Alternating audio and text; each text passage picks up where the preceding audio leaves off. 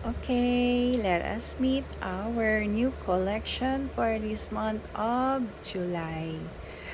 Ito ang ating napakagandang si Bunny bag. Actually mga madam, napakahirap humanap ng mga ganito kasi usually out of stock sa site. Then yung ibang seller kasi pag nakakuha ng ganito, ginagawa nilang collection. Ayan. So, tingnan natin ano itsura ni Bunny. Kadarating lang nito mga madam ko. So, meron siyang crossbody, strap, adjustable, and removable. Ayan. This one pala is a crossbody bag. Diba yung iba is backpack? So, maghahanap pa tayo ng backpack style.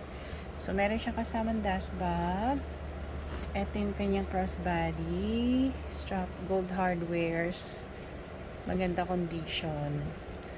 Then, the bag itself, so beautiful. Ayan, napakaganda ng condition niya. Yung kanyang mata, stitch.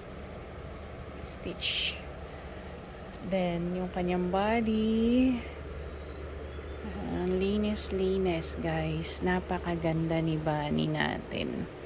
Akala ko maliit lang to, pero malaki pala. Medyo malaki. Tinatago kay baby kasi pag nakita niya to, malamang kunin niya. So, ito yung back. Andito yung kanyang zipper. Still yung kanyang hardware, gold. Ito po yung kabitan ng strap. Maganda ang condition ni Bunny, mga madam. At saka cognac pa siya, diba?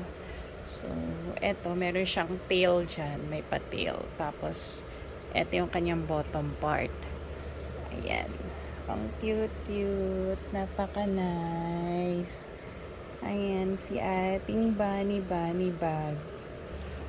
Let us see the interior of the bag. Ganda ng kanyang folder. Gold na gold pa. Ito po yung kanyang loob. So, malinis na suede. Malambot na suede. Tapos, andun po yung kanyang pinaka-etiketa. I-zoom out natin. Zoom in, zoom out.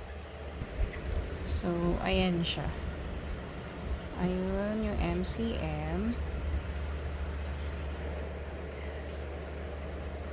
Ay, naku, ang hirap naman kunin. Hindi ko nilang bulat-latin, mga madam. Pero kasi, ang ibang ganito, ayan, yung ibang ganito kasi usually, for sample purposes only. Pero siya, hindi. So, ayan, ganda ng Bunny natin. Ilagay ko yung strap. Ito yung itsura niya pag nakalagay ang strap. Ayan. Ang ganda. Ayan siya pag may strap na. Ayan. So, may strap na siya. Bunny, magpapakabait ka sa iyong magiging new mommy. Napakaganda. Ganyan siya pag suot. Yan. Pretty Bunny. Bunny baby. Ganda, no? Ganda ni Bunny Bells. Ayan. Ganyan. Ang cute. Super cute. Bye-bye. Thank you.